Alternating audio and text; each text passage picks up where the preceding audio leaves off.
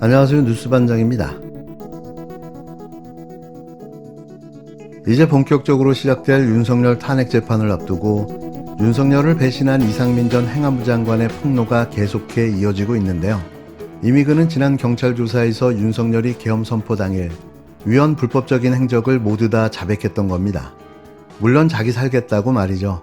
비상계엄 선포 당일인 작년 12월 3일 내란 숙의 윤석열이 밤 10시에 KBS 생방송으로 발표해야 한다며 이미 다 불러놨다고 계엄 선포를 강행하려 했다는 이상민 전 장관의 진술을 경찰이 확보한 것으로 확인됐습니다.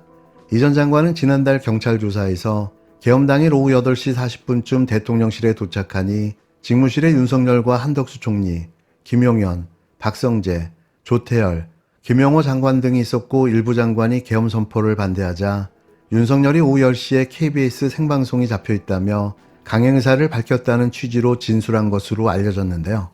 그야말로 결정적인 빼박 증거가 또 나온 거죠. 그것도 당시 현장에 있던 최측근의 입에서 나온 증언인 겁니다. 이 전 장관은 계엄에 대한 윤석열의 생각이 뚜렷해 국무위원이 더 많이 모여서 말하면 제고할 수 있지 않을까 하는 생각에 오후 9시 10분에서 15분쯤부터 일부 국무위원들에게 전화를 돌렸다고 했는데요. 이후 윤석열은 밤 10시가 되자 장관들이 모여있는 대접견실에 나와 국무위원이 다 왔느냐고 물었고 다 도착하지 못했다고 답하니 22시에 내려가야 한다며 또다시 22시 생방송을 언급했다고 이 전 장관은 진술했습니다. 앞서 공개된 비상계엄 선포문의 계엄 일시로 못 박은 12월 3일 22시 공표를 위해 국무회의도 거치지 않은 채 계엄을 선포하려 했던 것으로 보이는 대목인데요. 절차상 하자가 있고 위법했다는 증거인 거죠. 경찰은 당시 국무위원들은 국무회의를 열어 대국민 담화 시간을 늦추면 윤석열이 제고할 수 있다는 기대를 했다는 취지의 이 전 장관 진술도 확보한 것으로 파악됐습니다.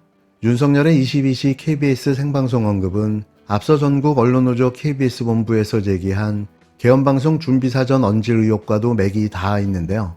당시 KBS 노조 측은 12월 3일 밤 비상계엄 선포 전 당시 박민 사장과 최재현 보도국장이 성명불상의 누군가로부터 방송을 준비하라는 지시를 미리 받고 이행했다는 의혹을 제기했다고 밝혔습니다.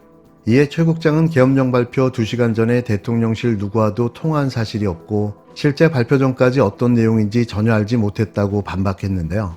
그러나 이상민 전 장관의 22시 생방송과 관련된 경찰 진술은 당시 KBS와 대통령실 간 사전 모의가 있었을 가능성을 보여주는 진술로 해석됩니다. 어떻게든 살아보겠다고 발부둥치는 이상민의 변신이 놀라운데요. 최측근에서 내란 임무 종사자로 또 배신자에서 밀고자로 피하 식별 없는 생존 본능이 마치 카멜레온 같은 모습을 보여주고 있는데요. 과연 이런 그의 행위가 얼마나 죄를 감경받을 수 있을까요? 아무리 아니라고 우겨도 그는 이미 내란 임무 중요 종사자입니다.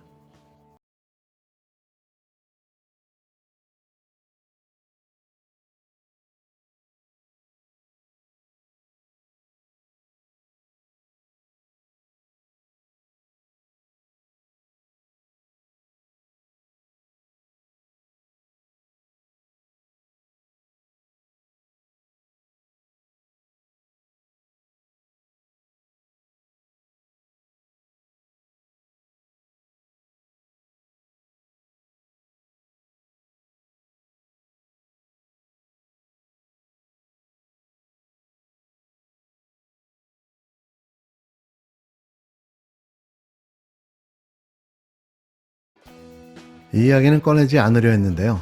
하지만 좀 짚고 넘어가야 하지 않을까 생각됩니다. 최근 정치활동을 재개한 김경수 전 경남지사가 지난 지방선거와 총선 과정에서 치욕스러워하며 당을 떠난 분들에게 진심으로 사과하고 기꺼이 돌아올 수 있도록 해야 한다고 말한 것에 대해 민주당 내에서 큰 논란이 일고 있는데요. 대체 무슨 생각으로 이런 글을 썼는지 아직도 이해가 잘 되지 않습니다. 특히 민주당 지도부 인사들 사이에선 조심스럽지만 우려된다는 반응들이 나오고 있는데요. 전현희 최고위원은 SBS 라디오와의 인터뷰에서 자신의 이력 자체가 현재 민주당의 포용성을 보여주는 거라고 강조했습니다. 저는 문재인 대통령께서 임명을 장관급 기관장으로 임명한 그런 이제 대표적인 친문이고 그런 친문인 제가 또 이재명 민주당 대표 하에서 공천을 받고 국회의원 당선됐고 민주당 지도부에 입성을 했고 한민수 대변인도 김 전 지사 등의 의견을 소중하게 받아들인다면서도 당원들의 의견을 전하는 방식으로 우려를 나타냈는데요. 많은 분들이 그런 얘기는 해요. 지금이 그럴 때냐 그런 말씀들에 대해서. 왜냐하면 지금은 빨리 탄핵 내란 종식하고 내란 사태 탄핵을 마무리 짓는 게 중요하다 이런 얘기 있고요. 박시원 의원은 그런 것은 얼마든지 충고할 수 있다면서도 보수 진영은 생명을 내놓고 싸우고 있는데 전열 정비에 바람직하지 않은 지적이라고 평가했습니다. 이어 김준혁 의원도 탄핵 심판 결과가 나오기 전에 친문 계열 인사들이 당내 갈등을 부추기는 것 같아 심히 우려스럽다고 지적했는데요. 꼭 절묘한 타이밍에 등장하는 수박과 똥파리들, 아직도 저러고 있다는 자체가 놀라울 따름인데요. 어서 빨리 기술이라도 배우는 게 낫지 않을까 싶습니다. 이들은 한결같이 이재명 일극체제를 비판하며 입에 거품을 물어대고 있습니다. 전 왜 이 수박들이 일극체제 타령을 하는지 잘 모르겠는데요. 일극체제가 왜 됐는지는 생각해보지 않는 걸까요? 정작 부족한 자신들을 탓해야 함에도 엉뚱하게 이 대표만 물고 늘어지고 있는 거죠. 일극체제가 그냥 만들어진 겁니까? 이재명 대표와의 경쟁 구도 자체도 만들어내지 못하는 자신들의 경쟁력 없음을 각성하고 반성해야 하는 겁니다. 끝으로 들으실 내용은 저널리스트 장인수 기자가 분석한 김경수 전 도지사의 갑툭튀 상황에 대해 분석한 내용인데요.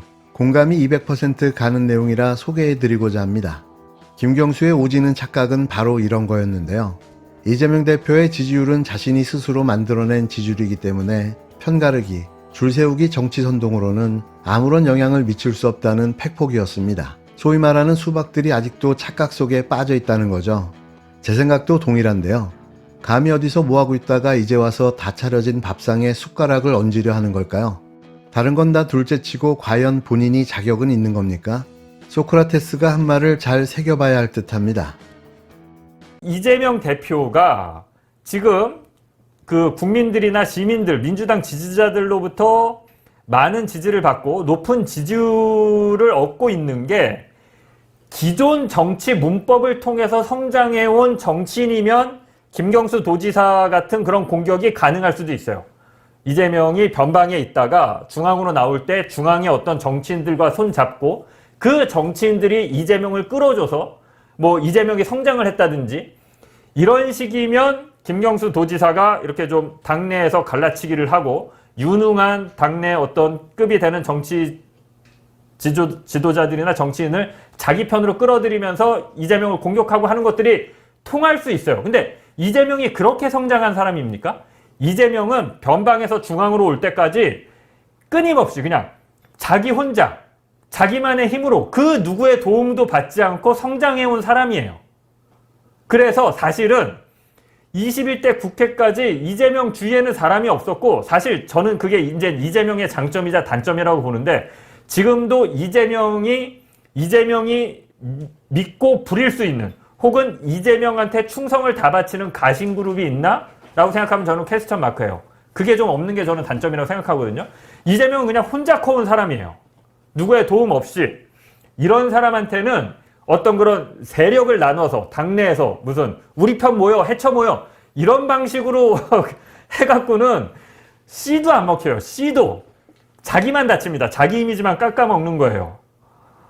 네. 그러니까 이거 전략적으로도 되게 멍청한 거예요. 근데 왜 이런 구태 정치를 이거 그냥 조금만 생각해보면 알 수 있는데 김경수 전 도지사가 이 정도의 감각은 있을 것 같은데 왜 이런 생각을 하는지 모르겠어요. 그러니까 민주당 지금 국회의원이 180명이잖아요.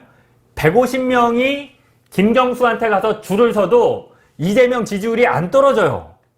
이재명의 지지율은 국회의원들이 이재명을 도와줘서 이재명 편에 줄을 서서 그래서 세를 불려서 나온 지지율이 아니에요.